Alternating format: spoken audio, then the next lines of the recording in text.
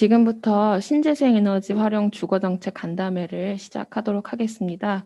오늘 간담회는 신재생 에너지를 활용해서 다양한 주거복지 정책과 생활의 질 향상을 위한 논의들을 진행하기 위해서 마련된 자리입니다. 오늘 간담회는 국회의원 진선미, 장경태, 문정복, 허영, 조호석 의원님께서 함께 공동 주최해 주셨습니다. 저희 발제는 송도삼 성균관대 건설환경공학부 교수님, 남유진 부산대 건설융합학부 교수님, 그리고 토론회는 박정계 LH 공공주택설비처 처장님, 김성훈 에너지공단 신재생에너지 정책실 실장님께서 함께 해주실 예정입니다. 먼저 간담회에 앞서서 저희 인사 말씀을 듣도록 하겠습니다. 진선미 국토위원장님 먼저 인사말 들어보도록 하겠습니다.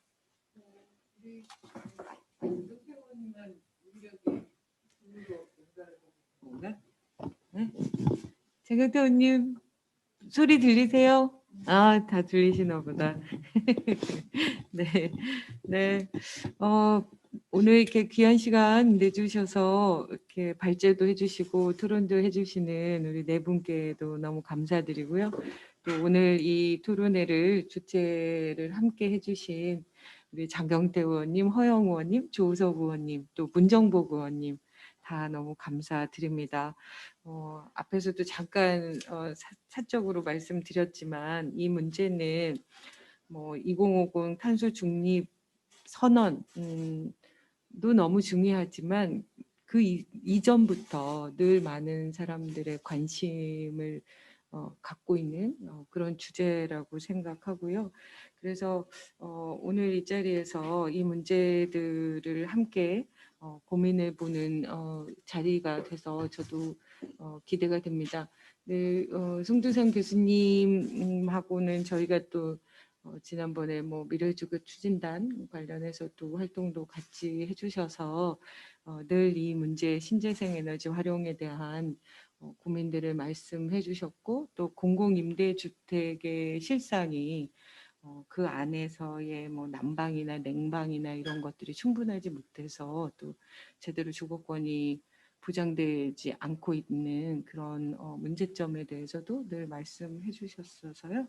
오늘 이렇게 좋은 의견들도 말씀 들어서 저희가 어떻게든 좀 정책으로 반영해서 조금이라도 사람들의 삶에 좀 나아질 수 있도록 저희가 기여할 수 있었으면 바라겠습니다. 또 오늘 그 전문 기자님께서도 오셨다고 하던데 또 이게 언론에 관심을 또 이렇게 가져주시면 조금 더 확산이 되는데 또 역할을 해주실 거라고 믿습니다.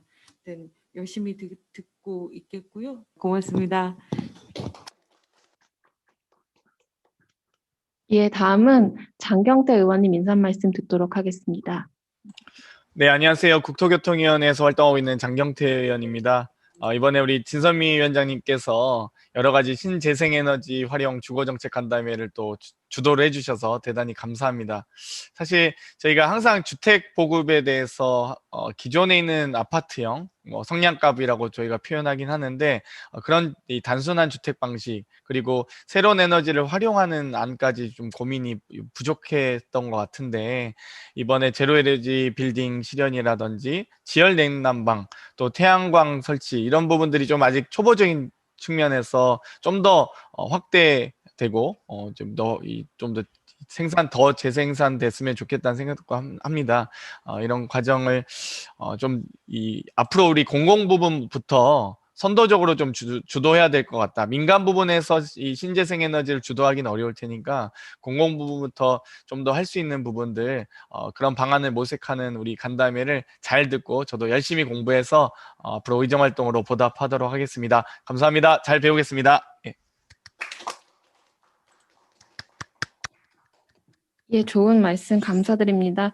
다른 함께 주최해 주신 의원님들은 오시는 대로 또 인사말 듣도록 하고 먼저 저희 발제 시작하도록 하겠습니다. 첫 번째로는 송도삼 성균관대 건설환경공학부 교수님께서 신재생 에너지 활용 제로에너지 빌딩 실현과 에너지 복지의 확대에 대해서 말씀 주시겠습니다. 네, 안녕하세요.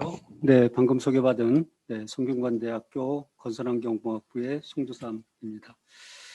예, 저는 오늘 뭐 주로 좀 그 에너지 복지, 그러니까 저희가 소외계층이라고 말씀드리는 저소득층 에너지 복지의 필요성에 대해서 말씀을 좀 드리고자 합니다.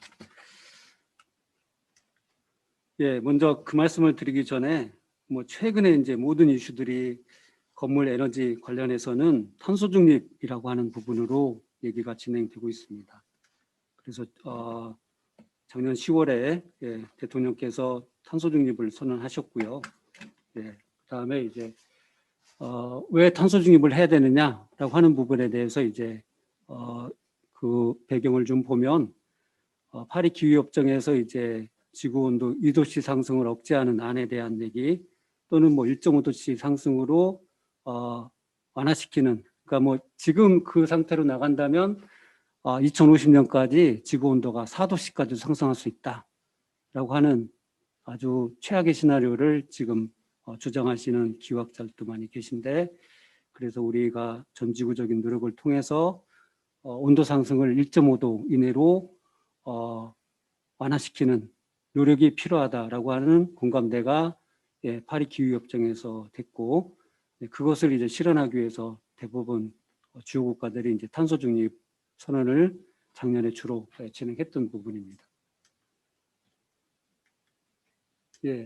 그래서 이제 작년 12월 7일에는 정부 차원에서 이제 2050 탄소 중립 추진 전략을 발표를 했고요. 그래서 뭐 물론 뭐 아직은 개념적인 선언이긴 하지만, 그래서 지금 진행 상황을 보면 올 5월에 이제 각 부처별로 이것을 구체화하는 세부 추진 전략을 작성을 하고 있습니다. 그래서 저도 지금 국토교통부의 탄소중립위원회에서 지금 그런 계획 작성을 같이 하고 있는데요. 그래서 뭐 3대 정책, 그 비전이 이제 적응적 감축이라고 하는, 그러니까 예를 들면 4도씨나 2도씨 상승에 대해서 우리가 너무 이렇게 그거를 대항하려고 하지 말고 기후변화에 순응하자라고 하는 게 이제 적응적 감축이라고 얘기하는데, 그에 대해서 이제 능동적 대응을 하자.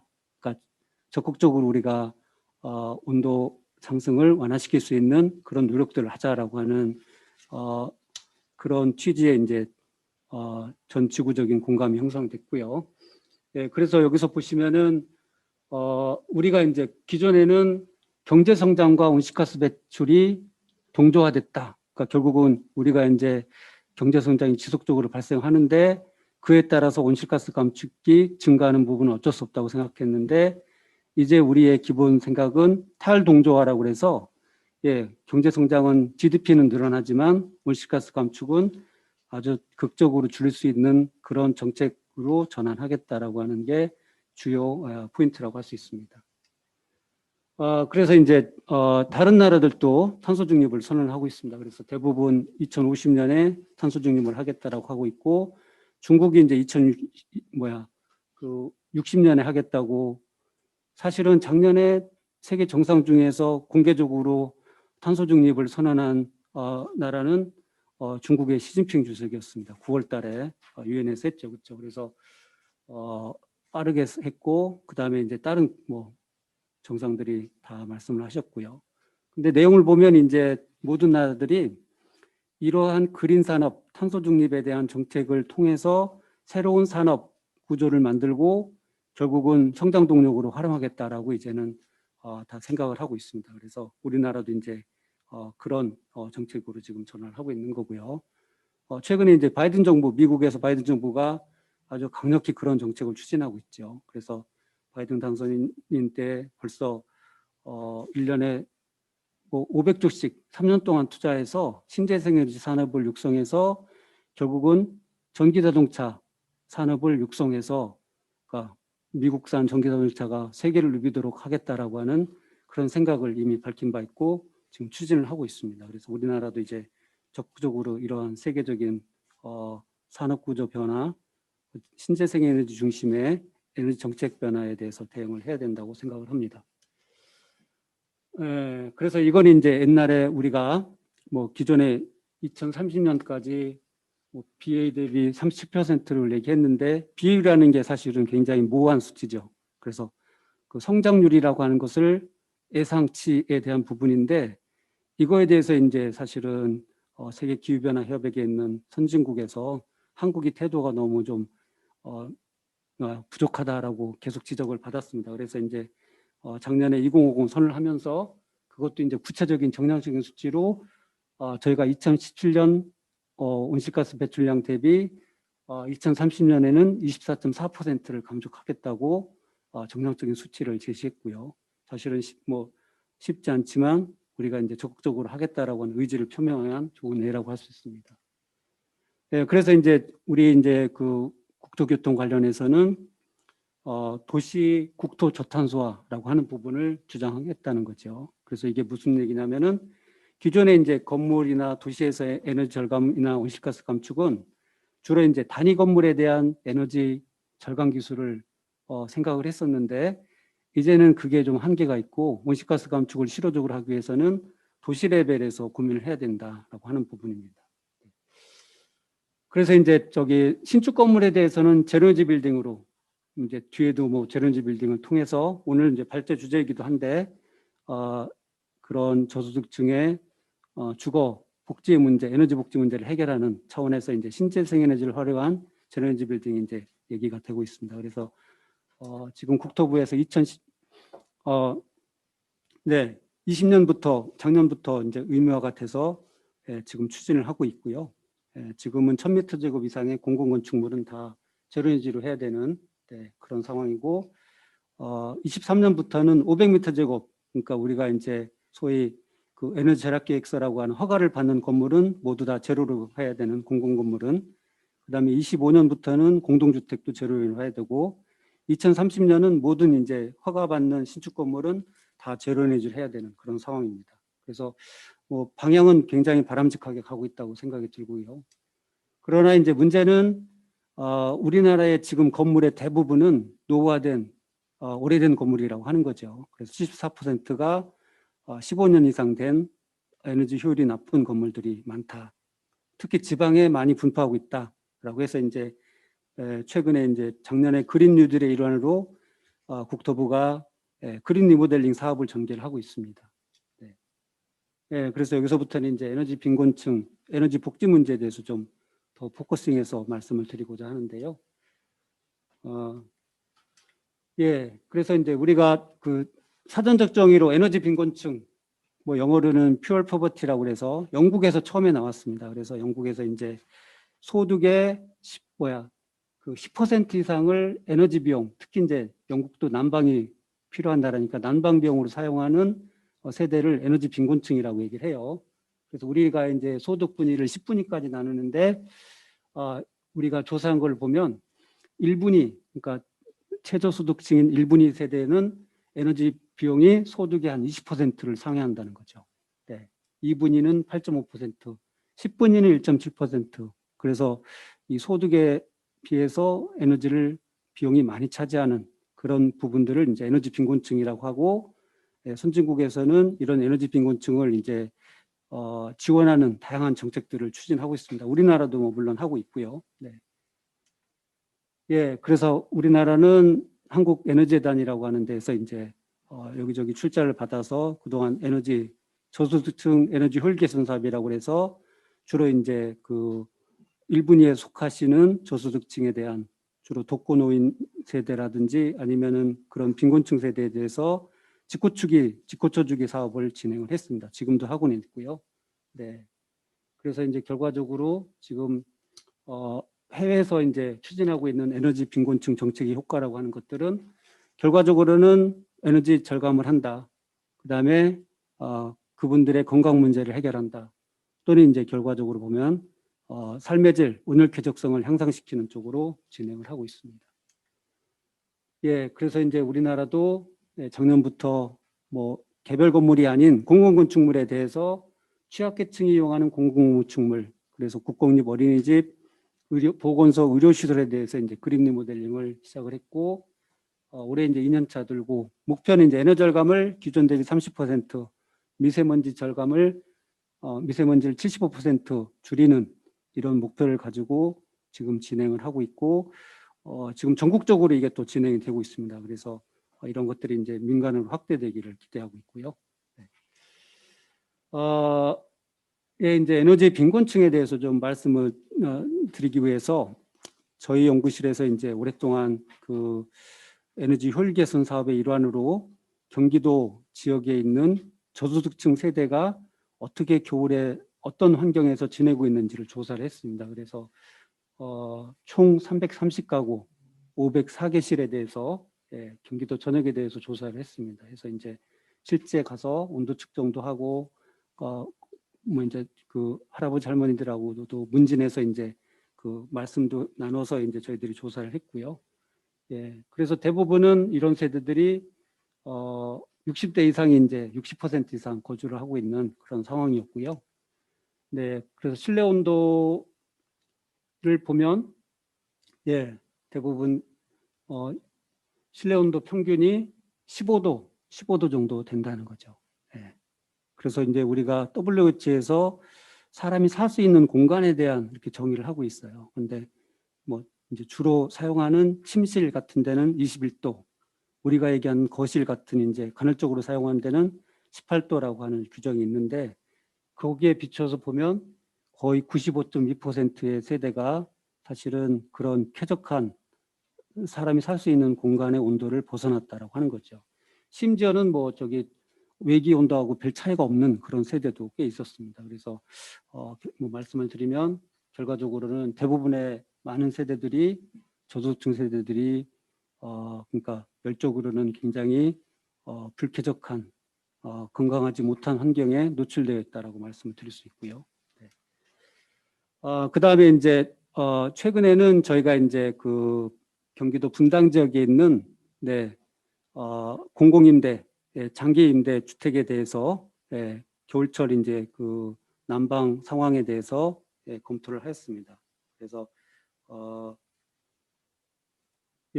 저희가 이제 1호에 거쳐서 측정을 했고요. 네, 그래서 주로 온도 또는 뭐 이제 결로 발생 뭐 이런 부분도 측정을 했습니다. 그래서 주로 이제 오늘은 겨울철에 이분들이 어떤 환경에서 지내고 있는지를 좀 볼 수 있는데요. 예, 그래서 우리가 이제 일반적인 공동주택에 대한 평균 온도를 23도 정도로 잡고 있습니다. 이것도 이제 많은 분들이 조사를 한 결과인데, 그래서 보면 신축 공공임대인 경우에는 최근에 뭐 한 25도 정도 되는 좋은 환경인데, 기존 공공임대의 경우에는 대부분 세대들이 23도에 미치지 못하는, 그러니까 결국은 굉장히 추운 환경에 노출되어 있는 걸 알 수 있고요. 그 다음에 이제 저희가 이런 저소득층 세대에 대해서는 에너지 바우처라고 그래서 3개월에 한 그 에너지 비용 한 8만 원 정도를 감면해주는 정책을 지금도 추진하고 있습니다. 그래서 조사한 세대 중에도 에너지 바우처를 받는 세대들은 굉장히 따뜻한 환경에서 지내고 있는데 그렇지 않은 분들은 또 굉장히 추운 데서 지내는 걸 알 수 있고요. 네. 뭐 심지어는 저기 공공임대, 장기임대 사시는 분들은 겨울철에 난방을 안 하고 그냥 저기 전기장판을 킨다든지 아니면 그것도 안 하시는 분들도 꽤 계세요. 그래서 이제 그분들이 뭐 겨울철에 감기에 많이 시달리는 경우도 많고 그런 상황입니다. 그 다음에 이제 이 난방 문제뿐만 아니고도 최근의 이슈는 이제 우리가 기후 변화로 인해서 여름철에 폭염이 많죠. 그래서 이런 분들이 주로 이제 열중증이라고 그래서 그런 더워서 이제 여름에 건강에 문제가 생기는 경우들이 있는데 우리가 생각하기에는 이런 것들이 이제 바깥의 외부 환경에서 열중증이 많이 생길 거라고 생각하지만 대부분의 케이스는 실내에서 열중증 환자들이 많이 발생합니다. 그래서 보면 이제 제대로 된 냉방, 실내 온도를 적정하게 유지하기 힘든 환경에 노출되어서 이런 상황이 많다는 거죠. 그래서 이제 여기도 기사에서도 많이 다뤄지고 있는데 특히 저소득층 세대가 이런 폭염의 위험에 많이 노출되어 있다. 적정한 냉방 할 수 있는 그런 기기들이 구비되지 않기도 하고 또는 뭐 다른 이제 그런 거에 대해서 대비할 수 있는 대비책들이 많이 마련되어 있지 않다는 거죠. 네. 그래서 이제 그 WH는 아까도 말씀드렸지만 이제 그런데 뭐 이거는 우리 여름철에 냉방에서의 문제는 다른 나라도 많이 이렇게 발생을 하고 있다는 걸 알 수 있고요. 예. 그래서 제가 이제 난방에 대해서는 이제 하나의 대안으로 말씀을 드리는 게 우리 그 장기 임대에 살고 있는 소득 분위가 저소득층 또는 에너지 빈곤층에 해당하는 분들에 대해서는 우리가 좀 정부 차원의 에너지 복지 정책을 조금 더 적극적으로, 그러니까 예를 들면 바우처를 공급하는 것 이상의 뭔가 좀 근본적으로 해결할 수 있는 그런 고민을 좀 했으면 좋겠다라고 제가 감히 제안을 드리는 부분이고요.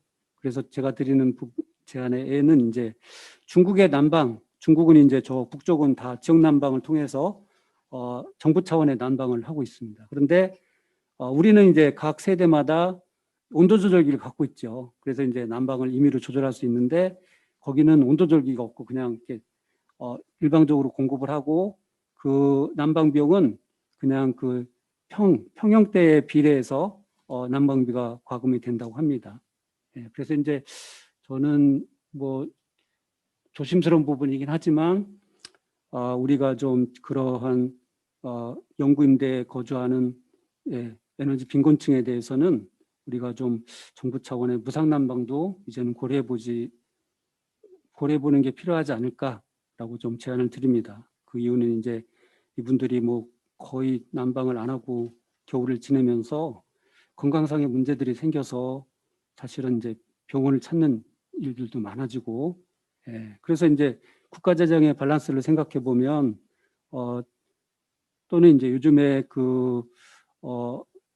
복지 기금들이 많이 마련됐다라고 하는 그런 환경에서는 우리가 조금 이런 부분도 조심스럽게 검토해 봐야 되지 않느냐 하는 생각을 합니다. 그래서 저는 이제 그런 세대에 대해서는 중앙에서, 그러니까 뭐 LH가 될지 지자체가 될 수도 있겠습니다만은 이런 곳에서 난방을, 기본적인 난방을 해서 이분들이 그 WH에서 얘기하는 18도 또는 뭐 21도 정도를 유지할 수 있도록 최소한의 난방은 중앙에서 해주는 뭐 이런 방식이 되면 좋겠다라고 말씀을 드리고, 또 이런 것들이 이제 지금은 우리가 이제 오늘 주제가 되는 신재생 에너지를 활용해서 저비용의 그런 난방이 가능하기 때문에 이런 부분을 적극적으로 좀 검토했으면 좋겠다라고 하는 게 이제 제 첫 번째 제안입니다.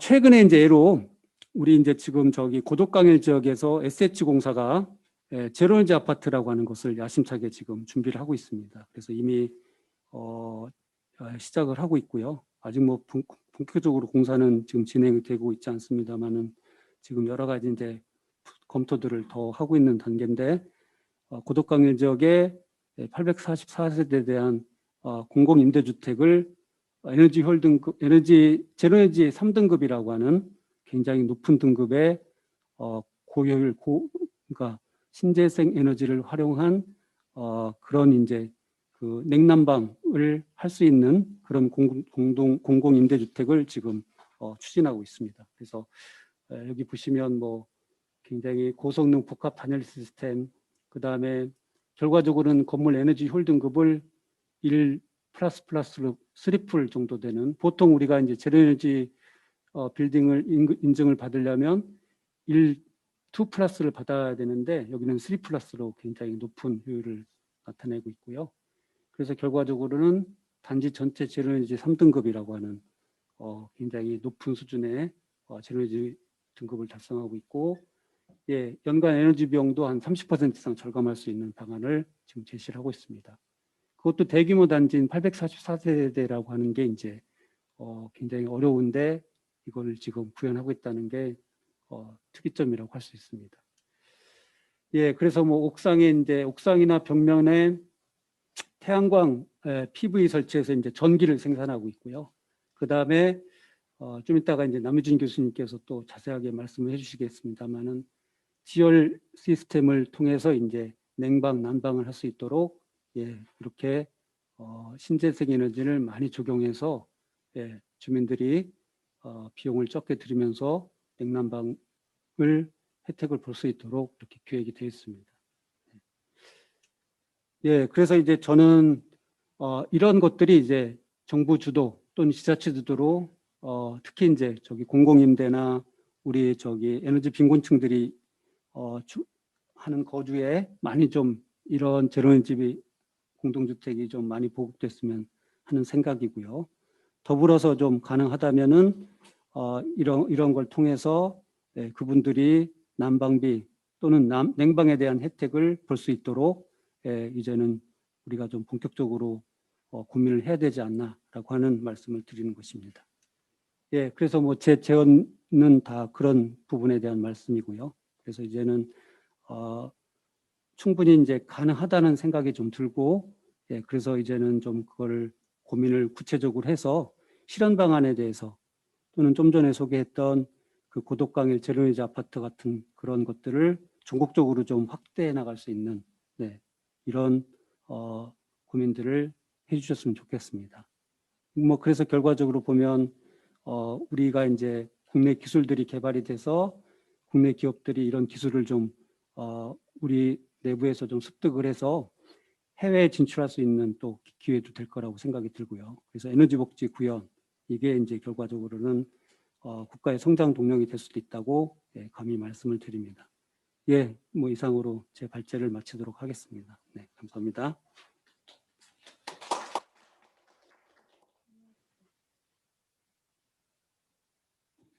네, 말씀 잘 들었습니다.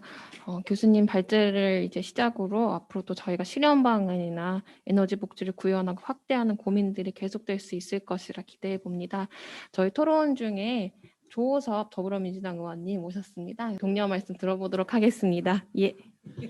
네, 늦게 와서 죄송합니다. 우리 송도상 교수님 강의 도중에 왔는데요. 듣다 보니까 여러 가지 생각들이 많이 납니다.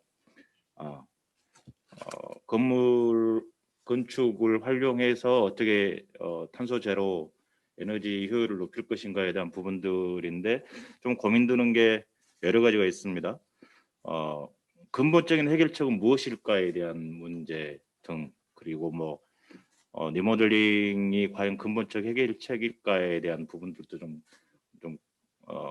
의문점이 좀 들고요. 그래서 어찌됐든 탄소제로화는 2050 탄소제로화를 반드시 실현을 해야 되는 우리의 과제이고 거기에 우리 국토교통위원회에서 할 수 있는 것은 건축물에 대한 어떻게 하면 에너지 효율을 높일 것인가에 대한 부분들이 우리의 방향이기 때문에 오늘 토론에 잘 듣고 정책적으로 또 제도적으로 할 수 있는 부분들이 있으면 해나가겠습니다. 감사합니다. 예, 그럼 다음 발제 들어보도록 하겠습니다. 부산대학교 건축공학과 남유진 교수님 발제 들어보도록 하겠습니다. 네, 안녕하세요. 네, 부산대학교 남유진입니다. 방금 송두상 교수님께서 그 신재생 에너지 전반에 대한 내용을 일반적이고 조금 포괄적인 내용에 대해서 말씀해 주셨다면 저는 조금 더 실무적인 내용들 그리고 실질적으로 어떻게 공공임대주택에 거주하시는 분들이 생활질을 어떻게 향상시킬 수 있을까 하는 그런 내용으로 말씀드리려고 합니다. 송 교수님께서도 잠시 언급하셨지만 우리 에너지 빈곤층의 지금 살아가는 생활의 여건들이 상당히 열악합니다. 한 에너지 시민연대 최근의 조사에 의하면 난방 설계 온도가 일반적으로 우리 22도 정도 유지되어야 되는데 5도씨나 낮은 온도에서 결국은 난방을 해야 되는데 난방을 하지 않고 그 추위를 감내하면서 사시는 분들이 많다라는 그런 결과입니다. 그 조사 대상의 71%가 우리 에너지공단의 아주 좋은 제도이죠. 에너지 바우처 제도 그리고 전기요금 할인 제도 등 있음에도 불구하고 이분들이 실제로 경제적 지원이 있음에도 불구하고 만족하지 못하고 자신이 그러니까 결국 이 난방비나 냉방비에 대해서 그것이라도 조금이라도 아껴서 좀 잘 살아보겠다 이런 의지를 가지신 분들이 많다라고 보시면 되겠습니다. 그래서 이것을 내가 냉방이나 난방을 걱정하지 않고 틀어도 살 수 있도록 만드는 것이 중요한 이슈가 되리라고 생각됩니다. 이 그래프를 보시면 그 공공임대주택에 사시는 분들의 소득 구성 비율인데요. 1분위, 2분위에 사신 분들이 거의 대부분을 차지하고 있습니다. 1분위가 월 소득 약 150만 원 정도 수준이니까 그 아까 말씀하셨듯이 난방비에 들어가는 그 부담이 상당히 큰 분들을 의미하고 있습니다. 그래서 이 공공임대주택에 어떻게 하면 냉난방을 효율적으로 공급할 수 있을까를 알기 위해서 먼저 현황에 대해서 보시면 되겠는데요. 도시 지역에는 물론 이제 지역 난방도 있습니다만은 중앙 난방과 지역 난방 이렇게 나눠져서 공급이 되고 있습니다. 근데 이제 도시 지역에는 지역 난방에서 공급이 가능한데 관로가 있고 가까운 곳에 그런 생산된 열이 있습니다. 다만 이 비도시 지역은 대부분이 중앙 난방에 의존하고 있다라고 얘기를 할 수 있고, 그래서 이런 중앙 난방을 이용하는 그 공공임대주택 거주자들에게 효율적으로 에너지를 공급하는 것이 반드시 필요하다, 이렇게 말씀드리겠습니다. 그런 이제 중앙 난방 방식 중에 뭐 여러 방식이 있겠습니다만 신재생에너지의 한 가지 예로 지열 냉난방 시스템이 있습니다. 그래서 이 지열 시스템은 뭐 간단하게 말씀드리면 연중 일정한 온도를 지중 열원을 해서 냉방, 난방, 급탕까지 가능한 시스템인데요. 우리나라는 이 그 지중 온도라는 게 그 지역의 연평균 기온과 상응해서 가는데 약 우리나라는 한 15도에서 16도 수준으로 되어 있습니다. 그래서 겨울철에는 따뜻하고 여름에는 차가운 지하수를 뭐 생각하시면 될 것 같습니다. 그래서 이 냉방, 난방이 다 가능한 기술이고 각광을 받고 있습니다. 그래서 이게 연중에 안정적으로 열원을 공급할 수 있기 때문에 높은 효율 그리고 우수한 성능 때문에 전 세계적으로 특히나 북미, 북유럽에서 자주 이용되는 기술 중에 하나입니다. 미국 환경보호청에서도 현존한 냉난방 기술 중에 가장 효율적이고 친환경적이고 비용 효과가 우수한 시스템이라고 얘기를 하고 있고, 일본 환경성에서도 사실 이게 여름철에 그 대기로 배열을 하게 되는데 그 배열하는 것이 도시 열섬 현상을 야기하고 있습니다. 그래서 그런 이제 여름철에 실외에 배열하지 않기 때문에 도시 열섬 현상 방지 기술로도 인정이 되고 있습니다. 뭐 그러한 사례는 이미 작은 건물에서부터 대형 건물에까지 다양하게 이용되고 있습니다. 그래서 미국의 한 사례를 봐도 47개의 그 건물을 이 냉난방을 대응할 수 있는 히트펌프 시스템이 지열 히트펌프 시스템이 구축이 되어 있고, 뭐 켄터키 등등의 다양한 시스템이 적용이 되어 있습니다. 우리나라도 2004년도 그 공공건축물 신재생에너지 의무화법이 개정되면서 지열 이제 시스템이 다양하게 이제 적용이 되었는데요. 그 중에 하나가 뭐 우리 국내 공동주택에 제조로운 그 지열 히트펌프 시스템 사례들, 그래서 180세대에 들어와서 기존 대비 20%의 에너지 절감을 한 사례들이 이렇게 있습니다. 특히나 이제 또 큰 건물들뿐만 아니고 작은 빌라와 같은 이런 건물에도 냉난방 시스템을 지열로 하는 사례들이 보이겠습니다. 그리고 우리 문재인 대통령께서도 그 관람하셨던 노원구의 이지센터에도 지열 설비가 들어와서 냉난방 전용 그리고 급탕도 가능한 그런 시스템이 설치가 되어 있습니다. 그리고 작은 규모만 하는 것이 아니라 조금 더 큰 규모로 이 진행되었던 이런 프로젝트인데요. 최근에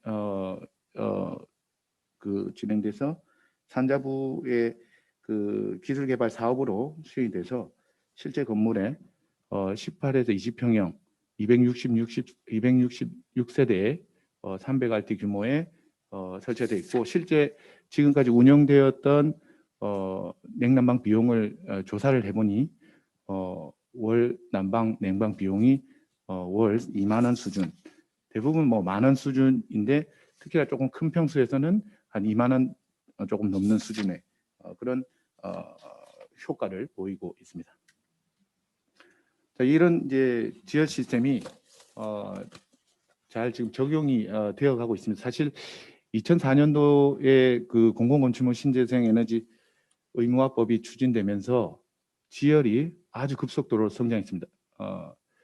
그 당시에 한 20개 정도밖에 안 되는 지열 업체가 약 한 400개 정도 되는 그 숫자로 증가했고 2015년도 기준으로 약 500억 원 규모의 시장이 있었습니다.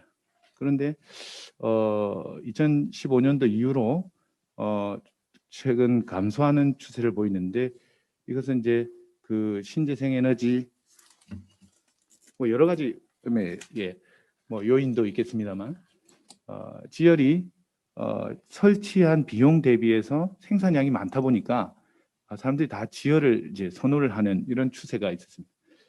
그러다 보니까 다른 이제 신재생 여론들이나 에너지원들이 그 시장에 들어오기가 상당히 어려운 또 이런 상황이 생겼습니다.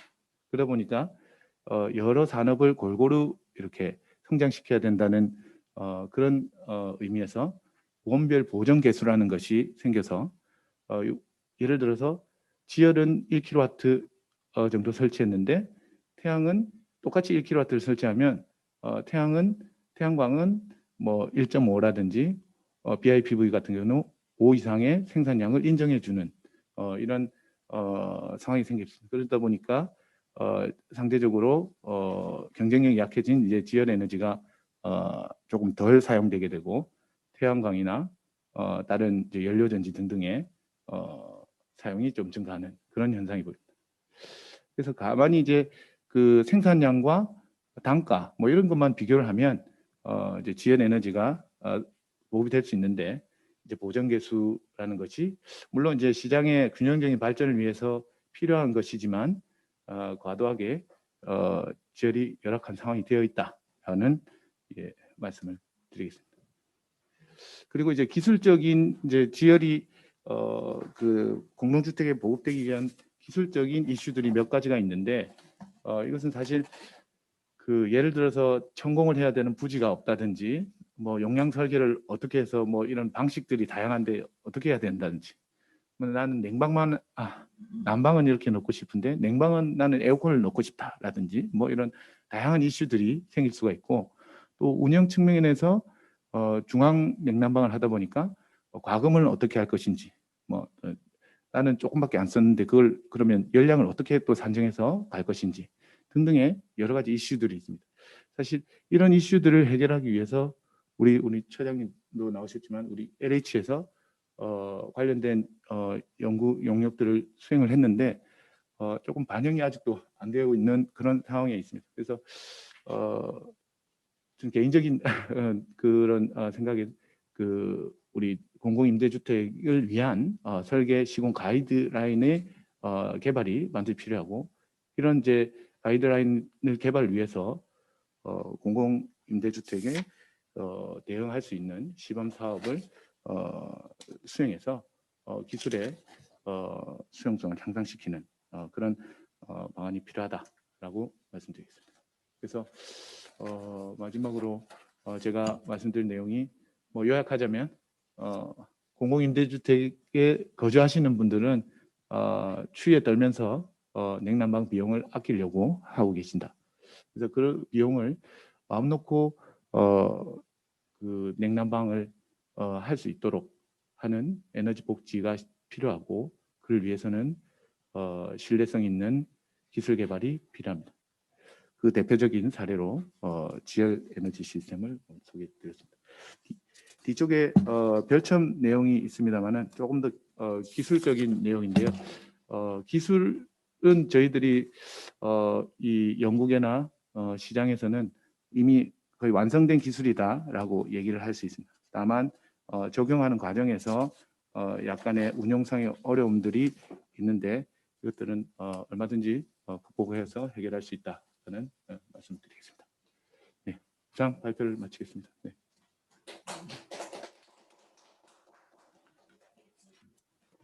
네, 발제 감사합니다. 앞으로도 뭐 제도적으로나 예산적으로나 많은 지원이 되기를 기대하면서 다음은 저희 토론자로 함께해 주신 한국토지주택공사 박정기 처장님의 토론 말씀 들어보도록 하겠습니다. 네, 안녕하십니까. LH에서 공공주택 설비 업무를 총괄하는 박정기 처장입니다. 오늘 이렇게 귀한 자리에서 신재생 에너지를 활용한 주거정책 간담회를 가질 수 있는 장을 마련해 주신 진선미 위원장님과 조호섭 의원님 등 여러 의원님께 진심으로 감사드립니다. 송두산 교수님과 남주진 교수님께서 그 제로에너지 건축 확대를 통한 공공임대주택의 에너지 복지 실현과 지열 에너지를 활용하여 입주민의 생활의 질을 개선하는 방안에 대해 말씀해 주셨는데 말씀 잘 들었습니다. 저희 그 LH는 25년 공공기관 제로에너지 주택 의무화 대상이며 공공임대주택의 에너지 복지를 담당하는 기관으로서 한 2005년부터 지열 에너지에 대한 관심을 갖고 임대주택의 부대 시설에 소규모로 지열을 많이 적용을 하고 지금 공동주택에도 시범 사업을 시행하는 등 많은 노력을 해왔습니다. 그러나 그 현재 제로에너지 건축 확대와 에너지 복지를 위한 대부분의 계획은 태양광을 중심으로 이루어지고 있으며 지열 에너지는 거의 적용되지 못하고 있는 그런 상황이고 논의도 많지 않은 상황인데 오늘 이런 자리가 좋은 그런 기회가 되었으면 합니다. 먼저 그 전기에너지와 열에너지의 균형 있는 적용에 대해서 말씀을 좀 드리겠습니다. 건축물의 그 에너지는 관련 기준에 따라서 난방부터 조명까지 여러 가지로 규정을 하고 있는데 이 중에 그 조명 에너지를 제외한 대부분의 에너지가 열 에너지와 관련된 사항으로 그 열 에너지가 건물 전체의 한 70% 이상을 차지합니다. 단열재나 창호, 강화 등의 패시브적인 요소를 통해서 그 열 에너지 사용량이 많이 줄었으나 그럼에도 불구하고 건물 에너지의 많은 부분을 차지하는 열 에너지의 절감을 위한 액티브적인 요소가 필요합니다. 현재 제로에너지 주택으로 계획 중인 많은 주택은 태양광을 이용하여 제로에너지 달성을 검토 중이나 태양광만으로는 열에너지 절감이 어려우며 난방 요금 절감에도 영향을 주기 어렵습니다. 태양광의 설치가 간단하고 유지가 관리가 편리하고 에너지 평가 측면에서도 유리하며 최우선적으로 고려되고 있는 것은 이해가 되지만 전기에너지와 열에너지에 대한 균형 있는 검토도 필요할 것으로 사료됩니다. 두 번째는 냉방의 중요성 증가입니다. 최근 몇 년간 그 하절기의 지속적인 폭염과 습한 날씨로 냉방 설비는 이제 선택이 아닌 필수가 되어가고 있습니다. 특히 18년 폭염 시에 그 저소득층이나 고령자 등 냉방 취약계층의 사망자 증가로 에너지 복지에서 냉방의 중요성이 지속적으로 증가되고 있는 그런 상황입니다. LH도 2019년부터 가장 어려우신 분들이 거주하는 영구임대주택에 에어컨을 기본적으로 적용을 하고 있으며 올해부터는 청년들이 거주하는 소형 평형의 에어컨 기본 적용을 검토를 하고 있습니다. 그러나 에어컨 기본 적용은 공급자 입장에서는 에어컨 설치비 부담, 또 입주자 입장에서는 에어컨 사용에 따른 높은 전기요금 부담의 문제점이 있으며 특히 저소득층의 입주자는 전기요금 부담으로 에어컨이 있어도 사용하지 않는 경우가 많습니다. 지열 시스템은 하나의 시스템으로 난방과 냉방이 모두 가능하며 지중해 일정한 온도를 사용하여 에어컨 대비 효율이 높고 설치 방식에 따라 누진제에 대한 우려 없이 냉방이 가능하여 일정 부분 냉방비 절감이 가능할 것으로 예상됩니다. 이와 함께 에너지 대비 효율이 높아 하절기의 전력 피크 감소 등 국가적인 전력 관리 측면에서도 유리할 것으로 생각됩니다. 마지막으로 지열 에너지의 적용 확대가 필요하다고 생각됩니다.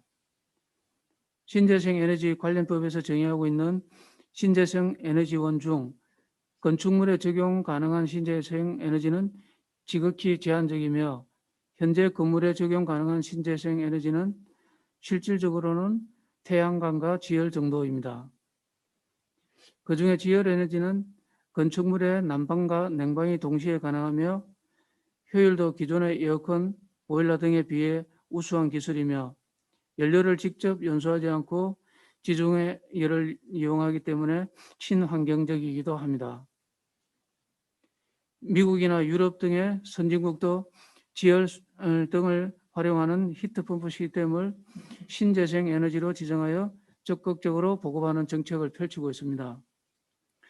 물론 지중열 이용을 위한 지중열 교환기, 천공 면적이 많이 필요하고 공사비도 증가하며 유지 관리도 어려운 면이 있지만 그럼에도 불구하고 지열 시스템은 건설 주체 입장에서 쉽게 적용을 할 수는 없는 그런 측면이 있습니다. 특히 제로 에너지 건축 평가에서 지열 에너지 시스템의 히트펌프가 전기를 쓰고 있기 때문에 실제 효과에 비해 불리하게 평가받는 경향이 있어 제로 에너지 건축을 위한 요소로 선택되지 못하는 부분도 있습니다. 그럼에도 불구하고 지열 에너지는 에너지 복지 측면에서 그리고 제로 에너지 주택 실현 측면에서 꼭 필요한 시스템이라고 판단되며 어느 한 가지의 에너지에 편중되기보다는 더 다양한 에너지가 같이 발전할 때 향후 탄소 중립이라는 더 높은 목표 달성과 관련 산업 발전을 통한 그린 뉴딜 달성에도 도움이 될 것이라고 생각합니다.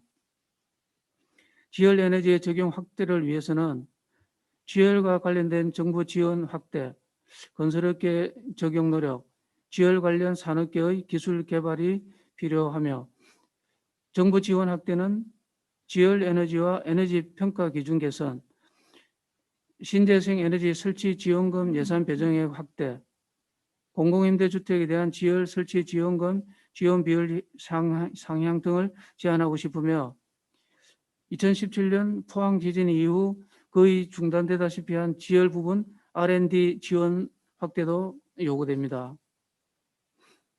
건축물에 적용되는 지열은 깊이가 500m 정도로 포항 지진을 유발했다고 알려진 지열 발전의 5,000m와는 전혀 다른 시스템에도 불구하고 그동안 많은 오해를 받아왔는데 이를 불식시키는 노력도 필요합니다.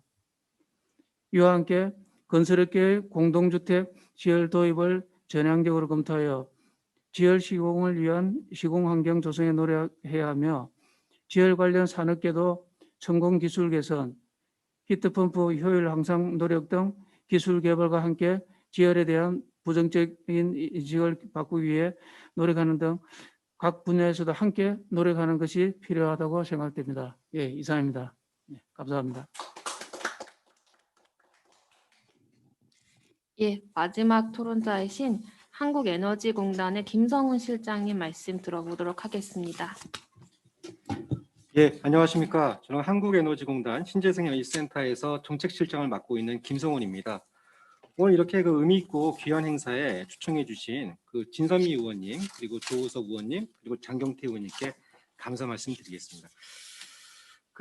신재생에너지 확대는 에너지 믹스의 변화, 더 나아가서 탄소 중립 실현을 위해서 우리가 반드시 가야만 하는 길입니다. 하지만 단순히 설비 개소수만 늘리는 보급 중심적 사고로는 제대로 이루어지기 곤란한 것이죠. 국내 산업 생태계 발전과 함께 가야만 지속 가능한 에너지 전환이 가능할 것으로 믿습니다. 이 신재생 에너지를 활용하는 과정에서의 일자리 창출이라든지 에너지 복지 구현도 굉장히 중요한 추가적인 가치가 되겠습니다. 그래야만 국민들의 폭넓은 지지를 받는 신재생 에너지 산업이 될 것입니다. 이러한 맥락에서 볼 때 앞서 주제 발표해 주신 내용은 우리 신재생 에너지와 건축물 시장에서 주목해 봐야만 할 방향이라고 봅니다. 지열 에너지는 태양광 풍력 등과 달리 날씨와 기후 조건에 무관하게 365일 24시간 가동할 수 있다는 큰 장점을 갖고 있습니다. 간헐성이 없다는 얘기죠. 앞서 주제 발표하신 내용처럼 설치 단가 대비 에너지 생산량이 우수한 조건입니다. 여름과 겨울이 긴 우리나라 기후를 고려할 때 냉난방이 가능한 에너지원이라는 매력도 갖추고 있습니다. 이 취약계층에게는 여름과 겨울이 가장 어려운 시기라는 점에서 에너지 복지 측면에서도 효과적인 에너지원이 바로 지열이라는 것이죠. 화산 활동과 같이 고온성 지열 에너지가 부존하지 않는 우리나라에서는 주로 이 지열이 건물의 냉난방에 활용 중입니다. 국내 신재생 에너지 전체 생산량의 약 1.4%의 비중을 이 지열이 차지하고 있습니다. 이러한 지열 냉난방은 공공기관 설치 의무화 제도, 주택, 건물, 융복합 등의 보조금 사업 등을 통해서 현재 보급이 되고 있습니다. 이중제 지열 냉난방 보급을 지탱하는 제도는 공공기관 설치 의무화 제도가 되겠습니다. 국가, 지자체 등의 공공기관이 발주하는 건축 연면적 1000제곱미터 이상의 신축, 증축, 개축 건물에 대해 2040년까지 40% 이상의 신재생 에너지 설비 설치를 통해 공급토록 의무화한 제도가 되겠습니다. 이 제도에서 지열 냉난방은 전체의 57%의 비중으로 지금까지 가장 많이 적용이 되고 있는 에너지원입니다. 그 밖에도 주택 지원 사업을 통해서 20년 말까지 국민 임대주택 약 18만 개소에 700억 원을 들여서 지열 냉난방 설비를 보급했고요. 최근에는 지자체와 함께 융복합 사업을 통해서 보급을 늘리고 있는 중입니다. 그래서 이러한 각종 지원 제도를 통해 가지고 현재 지열이 정부 세종청사라든지 롯데 월드타워, 수원 컨벤션 센터, 인천 국제공항 등의 냉난방을 이 지열 냉난방이 담당하고 있는 겁니다. 이 지열 냉난방 산업은 제조, 설비, 건설, 시공 등이 융합된 분야로 건축 설비, 플랜트 분야와 산업 연관성이 굉장히 높습니다. 지열 에너지의 국내 기업은 대부분 히트펌프 업체이고요. 19년 기준으로 약 20여 개 기업이 경영을 하고 있고 고용 인원은 305명, 매출액 476억 정도의 시장을 형성하고 있습니다. 지열 냉난방 산업의 매출액은 15년 약 1,300억 원에서 매년 줄어들고 있습니다. 기업의 매출액이 매년 감소하다 보니까 주요 기업들의 규모는 영세하고 내수 시장 중심으로 영업이 이루어지고 있는 형편입니다. 아무래도 정부의 핵심 정책이 태양광 풍력 수소 쪽으로 집중되다 보니까 상대적으로 좀 어려운 시기를 맞고 있는 것 같습니다. 지열 냉난방을 활용한 공공임대주택 확대를 위해서는 첫째, RPS처럼 안정적 시장 확대가 가능한 보급 툴이 필요하다고 생각합니다. 연간 4기가와트 이상의 시장으로 성장한 태양광은 RPS, 즉 공공기관 발전 공기업, 발전사 신재생에너지 공급 의무화 제도 (RPS) 제도를 통해서 단기간에 주요 에너지원의 자리까지 왔습니다. 태양광 같은 경우에는.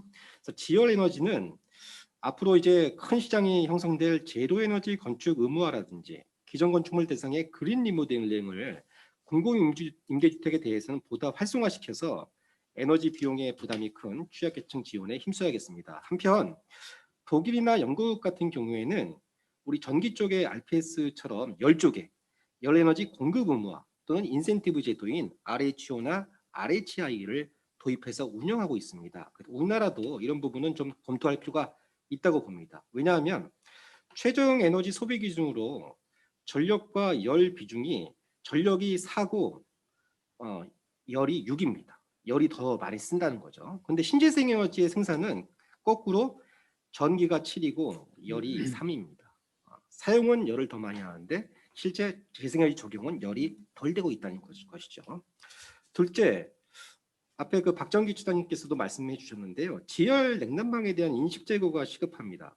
지열 냉난방은 지표면으로부터 100에서 300m 깊이의 열을 활용하는 기술로 이미 국내뿐만 아니라 전 세계적으로 수많은 현장에서 안전성과 효과성이 검증된 기술입니다. 지하로 수 킬로미터를 파 내려가는 지열 발전과는 다른 기술인 것이죠. 제가 근무하고 있는 한국에너지공단에도 지열 냉난방 설비가 설치되어 있습니다. 값싼 에너지 비용으로 겨울에는 따뜻하고 여름에는 시원한 근무 환경을 만드는데 지열 냉난방이 큰 역할을 하고 있다고 봅니다. 저희 공단을 비롯해서 지열협회라든지 여러 유관기관이 협력해서 이 국민 눈높이 홍보를 보다 강화해야 되겠다라고 봅니다. 마지막으로 지열 산업 생태계의 경쟁력을 높이는 노력도 병행되어야 될 것으로 봅니다. 지열 냉난방의 보급과 관련 산업 생태계의 발전이 함께 가야 한다는 것이죠. 이를 위해 신용도라든지 자금 여력이 부족한 기업들을 위한 녹색 보증제도라든지 이런 금융상품의 운영, 그리고 지열에너지 기업의 해외 시장 판로 개척을 위해 해외 전시회를 참가한다든지 해외 인증 획득 이런 것도 지원도 강화해야 되고 또 관련 업계의 참여도 확대돼야 할 것 같습니다. 현재까지 신재생에너지 분야 그 해외 진출 지원 사업이 있는데요. 우리 지열업체의 지원 실적은 전무한 상황입니다. 신청조차 없는 상황이고요. 그래서 탄소 중립은 우리나라 에너지 믹스의 변화를 넘어서 국내 산업의 일대 변화를 불러오는 대단히 산업 정책입니다. 이를 실현하게 만드는 출발점은 생활의 필수제인 냉난방의 지열 활용이 될 수 있습니다. 이를 위해서 여러 기관, 저희도 있습니다만 LH라든지 여러 그 관계기관이 갖고 있는 리소스를 협업을 통해서 융합해서 기업 관점에서 최적화된 지원책을 찾아야 될 것으로 봅니다. 이상으로 발표 마치겠습니다.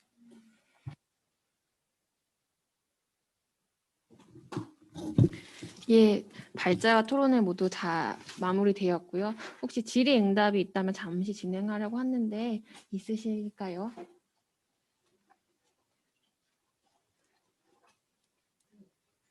예, 진선미 의원님 질의해 주시기 바랍니다. 저는 정말 흥미로운데요. 그러니까 아까 말씀하셨는데 진짜 웬만한 규모의 건물들에는 이게 약간 필수처럼 이렇게 되면 좋겠다 이런 생각이 들었는데 이제 뭐 지수라는 표현으로도 하셨고 어쨌든 이거는 일단 설치해 놓으면 엄청난 양의 그 에너지들을 막 쓸 수 있다는 말씀이신 거잖아요. 태양광에 비해서도 훨씬. 그걸 왜 이렇게 안 알려줬을까요? 그죠? 근데 이제 그러면 저는 그러니까 그 뭐라 그랬죠? 공사를 이렇게 왕창 들여서 이제 절감하는 효과가 훨씬 적으면, 그러니까 에너지가 많이 생산이 돼도 그 에너지를 그 안에서 뭐 쓰지 못하고 그냥 뭐 버린다거나 이렇게 되면 이제 그것에 대한 효과도 조금은 감소되는 거잖아요. 그러면 이게 가장 그 가성비가 좋으려면 대충 얼마 정도의 건물에 좀 들어가야 되는지 그런 기준이 있나요? 그러니까 여기는 뭐 그러니까 의무화가 뭐 1000m, 1000제곱미터 뭐 이렇게 돼 있던데, 그러니까 말하자면 요 지열 설비가 설치돼서 가장 그 가성비 높게 이렇게 절감되는 그 규모? 네. 그런 게 있을까요?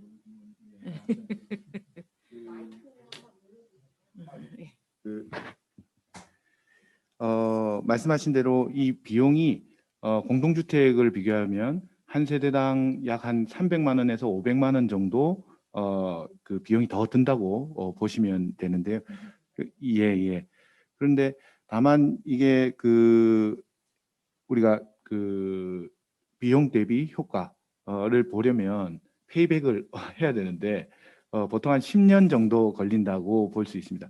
근데 다만 이게 에너지를 다소비하는 뭐 병원이라든지 호텔이라든지 그런 건물에서는 건물 용도와 이제 관련이 있다라고 보시면 될 거고, 용도 예, 죄송합니다. 예, 그래서 용도에서 에너지를 많이 쓰는 건물에서는 효과적으로 세이빙을 해서 그 투자 회수 비용이 뭐 10년 이내로도 들어오는데, 그렇게 되지 않는 경우에는 과대하게 설계해 놓고 얼마 사용하지 않으니까 세이브할 수 있는 그런 비용들도 좀 줄어드는 거 있죠. 그래서 그 대안으로 예를 들어서 기저부하라는 것은 일정하게 계속 쓰는 만큼의 양만 지열로 들어가고, 나머지 이렇게 피크가 온다든지 하는 우리가 아주 혹한기라든지 또 대응해야 되는 것만 이렇게 또 따로 설비를 들어가면, 그래서 이런 하이브리드 설계를 통해서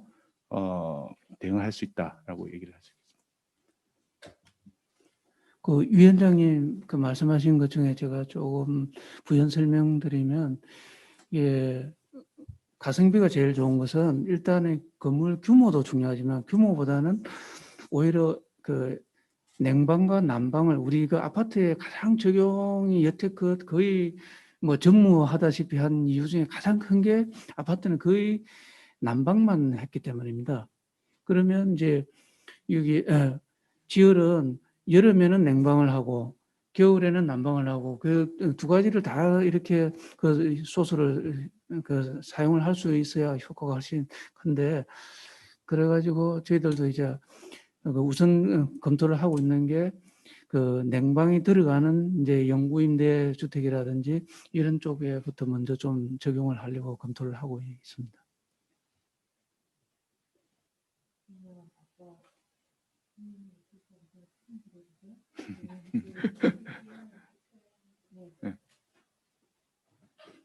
아까 인천공항이랑 그 롯데타워 얘기하셨는데 그러면 그쪽에서 이거를 설치한 것이 그 전체 건물에 대한 거를 다 한 건가요? 네. 롯데타워는 그러면 그거가 통상적으로 절감되는 그거가 조금 그 계산으로 나올 수도 있겠네요. 아까 방금 말씀해 주신 것처럼 이게 이 롯데월드 타워라든지 이런 인천국제공항 같은 경우에는 냉난방 수요가 많지 않습니까? 많죠. 네, 여름철은 계속 네. 에어컨을 틀어야 냉방이 나와야 되고 여름에는 굉장히 난방이 나와야 되고 일반 주택과는 다른 것이죠. 그래서 이렇게 냉난방 수요가 많은 건물 같은 경우에는 굉장히 그 페이백 기간이 빠릅니다. 막 3년, 4년인 경우도 있고요. 그래서 이런 부분들에 대한 데이터는 있어요. 당연히 이제 있을 거고요. 네. 이런 부분들을 저희가 좀 잘 수집을 해서 BP로 네, 네. 좀 홍보를 할 필요가 홍보하실 있다고 보여집니다. 네, 예. 네. 그럴 것 같아요. 그러면 이 인천공항이나 롯데타워 정도의 용도까지로 볼 수 있으려면 LH에서 이제 이후에 우리가 그 주택을 지을 때 어떤 규모 정도? 그러니까 이제 냉난방 다 넣어야 된다고 이제는 다 그렇게 생각하고 있잖아요. 그러면 지금 현재 민간 아파트 같은 경우는 아예 그 냉방이 다 이렇게 그 뭐라 그러죠? 빌트인처럼 다 설치되잖아요. 예, 시스템 에어컨으로 시스템 안에 많이 지금 에어컨으로. 들어가 있는 상태입니다. 그러면 민간 아파트에서도 당연히 이거를 선호할 수 있을 것 같은데 아닌가요? 그러니까 뭐 초대형 우리 지금 그러니까 예를 들면 우리 동네 4천 세대 막 이렇게 들어오는 아파트들이 있는데 그러면 그 아파트들에서 이런 거를 쓰고 있는 곳이 있나요? 도입한 곳이? 지금 제가 이제 좀 전에 말씀드렸던 고덕강일 지역에 지금 844세대가 지열 베이스로 해서 냉방, 난방을 이제 하도록 거기는 지금 이제 돼 있고요. SH니까 네, 의무하고 SH 고. 제가 말씀드린 거 이제 민간- 민간 고급 뭐 민간에서는 아직은 안 되고 있는데 네. 사실은 이제 지열 시스템 설치에 사실은 조금 이제 뭐 장애라고 표현하는 건 좀 그렇습니다만은 지역 난방공사가 있는 곳들은 사실은 워낙 난방비가 싸게 공급이 돼요. 지열보다 경제성이 사실은 지역 난방이 좋습니다. 그래서 이제 지역 난방공사가 설치가 되면 그러니까 신도시를 하면 통상 우리가 이제 지역 난방 설치를 하고 지역 난방법이라고 그래서 지역 난방 고시 지역은 모두 지역 난방 베이스에 뜨거운 물을 베이스로 해서 이제 난방을 해야 되고 냉방도 이제 뜨거운 물 베이스에 흡수식 냉동이라는 게 있어서 그걸 갖고 또 뜨거운 물로 냉방을 하는 이런 기술들을 적용을 해요. 그러다 보니까 이제 자연스럽게 지열이 자리를 잘 못 잡는 경우들이 생기는데, 뜨거운 물로. 예. 근데 이제 저는 뭐 지열을 전공하지는 않습니다만은 신재생 에너지 소스로 지열에 대해서 좀 보면 아까 남유진 교수님 말씀하셨던 것처럼 굉장히 좋은 기술이에요. 근데 왜 우리나라에서 아까 좀 전에 이제 그 박정기 처장님 말씀하셨던 것처럼 매출액이 이렇게 갑자기 줄고 있느냐? 태양광의 문제이기도 하지만 저는 상대적으로 지열 산업이 기술 개발이 좀 많이 이루어지지 못했다. 그동안 지열이 이제 중소기업 품목으로 이렇게 보호를 받게 됐거든요. 근데 거기에 비해서 우리가 이제 지열 히트펌프라고 하는데 일반적으로 이제 대형 가전사에서 만드는 히트펌프 냉난방기는 공기식 히트펌프예요. 지열이 아니고. 그래서 우리가 실외기락을 놓고 사는 건데, 근데 이제 이분들은 나름대로 기술 개발을 지속적으로 해온 거에 비해서 이제 이게 뭐가 우선이냐는 좀 두고 볼 문제인데 지열업체들이 영세하다 보니까는 기술 개발이 제대로 안 돼 있고 실제 사용해서 좋은 성과를 내지 못하는 경우들이 있었고, 선순환이 안 되고. 네, 그래서 결과적으로 보면은 이제 지열이 자꾸 시장에서 퇴출되는 아. 그런 결과가 된 거죠. 네. 그래서 말씀드리면 결국은 지원을 보급 확대하기 위해서는 기술개발 지원도 정부 차원에서 좀 해서 인큐베이션 해야 되지 않을까. 그래서 우리나라의 기술자들이 굉장히 좋은 분들이 많은데 이분들이 계속 생업을 이어가려면 뭔가 시장도 돼야 되고, 그러니까 이게 이제 시장이 없으니까 산업이 죽고 종사하는 분들이 점점 없어지고 기술 개발이 안 되고 하는 이게 뭔가 지금 그 구조적으로 순환이 잘 안 되는 거죠. 네. 그렇죠. 그래서 좋은 선순환이 되려면 인큐베이션도 좀 필요하다. 그래서 뭐 오늘 공단에서도 김성훈 실장님 나오셨지만은 지열 기술 개발하는 그런 R&D도 좀 많이 하셔서 지열이 좀 사실은 좀 많이 성장할 수 있도록 그런 지원도 좀 필요한 것 같다고 생각이 듭니다. 근데 오늘 너무 훌륭한 학생 티를 내는데 하나만 더 궁금한 거 물어보면 척하는 느낌이 드는데 왠지 반성하는 그러니까 어느 지역이든 상관없는 건가요? 이거는 땅이 어디든 다 그냥 밑이 다 일관되니까 300m는 정도 내려가야 되는데 그게 그러니까 외부 지원과는 상관없이 그게 가능한 거예요. 네.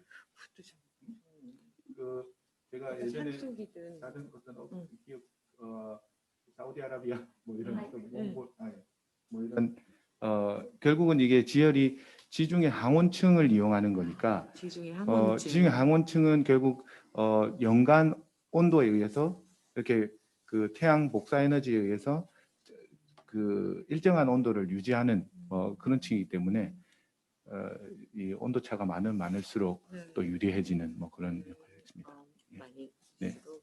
그러니까 말하자면 이 공사비를 그러니까 기술 개발의 방향은 네, 공사비를 최소화하고 네. 그리고 그 수요들에 따라서 어떤 네. 거는 에너지를 불필요하게 생산하지 않고 네, 이렇게 뭐 조절할 수 있게 네, 맞습니다. 이런 식으로 뭔가가 발전해야 될 것 같은 네, 그런 네. 한 번 뚫면 막 어마어마하게 나오는 거죠 에너지가. 네, 네, 네. 신기하다. 되게 흥미로우네요. 네. 우리 이제 조만간 LH에서 좀 대형 뭐 이런 거 할 때 좀 고민을 더 좀 정밀하게 해주시면. 예, 지금 뭐 그 주로 아까 제가 말씀드린 것 중에 공공 건축물은 공공 일하기보다는 그게 적용을 많이 하는 이유가 거기는 냉방하고 난방을 같이 들어가기 때문에 많이 하는데 지금 저희들 아파트에 공식적으로는 지금 그 설계 중인데 판교에 거기 이제 기업 지원하고 그 우리 행복주택하고 같이 들어가는 데는 그게 한 300세대짜리 들어가는 데는 거기는 같이 지열이 들어갑니다. 그런 식으로 우선에 냉난방이 같이 되는 곳에 이제 제일 우선적으로 적용을 할 예정입니다. 그러면 이제 1000제곱미터 정도면 대략 몇 세대 이상인 거라고 보면 되나요? 1000제곱 하면은 그거는 호당 예를 들어 가지고 50회비 하면은 20세대만 돼도 되는 거죠. 20세대면 예, 그러니까 뭐 공동주택은 뭐 전부 다 해당된다고 보시면 됩니다. 그리고 위원장님 말씀하신 그 지역 편차가 혹시라도 있냐 하는데 그 지역은 최대 장점이 우리나라 같은 경우에는 뭐 서울이든 제주든 상관없이 다 할 수 있다는 거고 요즘 약간 핫하게 뜨는 게 수열인데 솔직히 수열은 위에 한강 쪽하고 그 지금 저희들이 그 경산 쪽에 이렇게 작년에 이제 검토를 좀 했던 부분이 있는데 거기만 해도 가장 최적으로 이제 좋다고 하는 데가 그 경산 쪽인데도 거기도 그 수열은 겨울에는 한 4도까지 4도 이하까지 떨어집니다. 그래 뭐 위에 한강 쪽은 뭐 더 하고 거의 뭐 잠실 그 롯데타워에도 이제 설치를 해놨는데 거기도 그 지금 겨울에는 수열은 전혀 사용을 못 하는데 그에 비해서 지열은 상당히 안정적으로 여름 겨울 없이 열 공급이 가능한 시스템. 지열 지원 프로 뭐 이런 거 하나 조성호님이 하나 만들어야겠다. 왜냐면 이게 여기 그러니까 상자의 영역이요. 산자위 의원이고 국토부도 다 같이 하면 되지. 산자위 의원을 모셔오시면 되는 건데. 아니 저희 늘 다 난제가 그런 거잖아요. 예를 들면 풍력도 늘 뭔가 바깥 환경에 영향을 받고 태양광도 일정한 지역이나 넓이가 필요하고 그래서 뭐 산이나 뭐 논이나 뭐 새만금이나 이런 데를 가고 거기 또 무슨 그 열을 양도 뭐 필요하고 막 이런 게 있는 거잖아요. 근데 지열은 지금 그런 게 없는 건데 이제 기술 개발이 조금 늦어져서 이제 사용하는 용도나 이런 거에 차이가 좀 있다는 건데 이건 막 그냥 막 그런 거 아이디인데 막 온 동네에 이렇게 우리 무슨 옛날에 뭐 깔듯이 뭐 기술 개발 시켜가지고 온 동네를 이렇게 다 연결해서 뭐 쓸 수 있다거나 이런 방법까지도 그런 거잖아요. 저희 온수 나오는 것처럼 신기한데. 그러니까 참 제가 또 너무 감탄하면 또 이게 이런 문제는 또 늘 신기술을 뭐 어느 쪽을 뭐 이렇게 막 그런다 또 이렇게 얘기하시니까 좀 조심스러운데 되게 흥미로운 부분인 것 같습니다. 저희가 어쨌든 관심 있는 의원들끼리 그러니까 하여튼 이제 저희가 되게 잘 모셔온 것 같은데 에너지공단과 또 LH랑 또 산자부랑 또 관련된 아니 이분이 말씀하신 산자부 아까 말씀하신 그 몇 가지의 그거를 한번 같이 고민하는 그런 기회를 한번 잡아봐야겠다는 생각이 좀 드네요, 진짜. 더 늦기 전에. 네, 다음 면담 일정이 있답니다. 어디 뭐 다른 분 할 말씀 더 없으신가요? 예전에 광주시의원을 했는데요. 광주시의원 할 때 강원대시장 시절에 지열 관련되어서 한번 논의된 적이 있었어요. 논의를 하다가 이게 중단이 됐거든요. 아마 교수님 아실지 모르겠지만 중단됐던 이유들이 뭐 경제성 부분, 그다음에 안정성 부분, 안정적으로 지속적으로 공급이 가능한지에 대한 부분, 그리고 안전성까지 그때 당시엔 안전에 대한 문제까지 같이 결부가 되어서 논의가 중단된 적이 있어요. 그리고 나서 저 같은 경우는 그때 수준으로 멈춰 있거든요. 지열과 관련된 그 정보는. 근데 오늘 쭉 이야기 들어보니까 아까 우리 진선미 위원장님 말씀 주신 것처럼 상당히 많은 변화들이 있었고 그리고 적용한 곳도 실제로 적용 사례도 많이 있는데 아마 제가 봤을 때는 공격을 좀 많이 받을 것 같아요. 태양광 업체라든가 풍력 업체에서 새로운 재생에너지가 발생되는 것에 대해서 자기 영역을 뺏기는 거니까 그에 대한 공격들도 받을 것이고 그다음에 이게 검증하는 과정에 있어서도 이게 보이는 에너지와 보이지 않는 에너지잖아요. 풍력과 태양광은 보이는 에너지고 지열은 보이지 않는 에너지잖아요. 그러다 보니 거기에 대한 불신들도 상당히 많이 있을 것이고 초창기에 시작했을 때 그런 좀 기술적 오류라든가 그런 부분에 대한 선입관을 갖고 있는 저 같은 사람에게는 지열이라는 부분들에 대해서 확 다가가는 보이지 않기 때문에 다가가는 신뢰감이라든가 그런 부분들이 조금은 더 낮거든요. 그래서 그에 대한 부분들을 더 많이 고민을 하고 좀 뭐 그래야 되지 않을까에 대한 조금 아쉬움이 있고 거기에 대해서 아까 우리 에너지원 박사님 말씀하셨는데 정부에서 그다음에 국회에서 어떻게 지원을 하고 그 산업을 육성할 것인가에 대한 정책적 제도적 지원을 마련을 어떻게 할 것인가에 대한 고민을 하셨는데 일단은 국회나 정부가 움직이려면 제 생각은 이게 그 실무적으로 기술을 갖고 계시는 전문가들이 움직여줘야 그게 보여서 움직이지 않을까라는 그런 생각이 조금 듭니다. 예, 저희 더 질문이 없으시면 이상으로 오늘 간담회 마무리하도록 하고 추후에 또 건설적인 논의가 있기를 기대해 보겠습니다. 모두 고생하셨습니다. 네.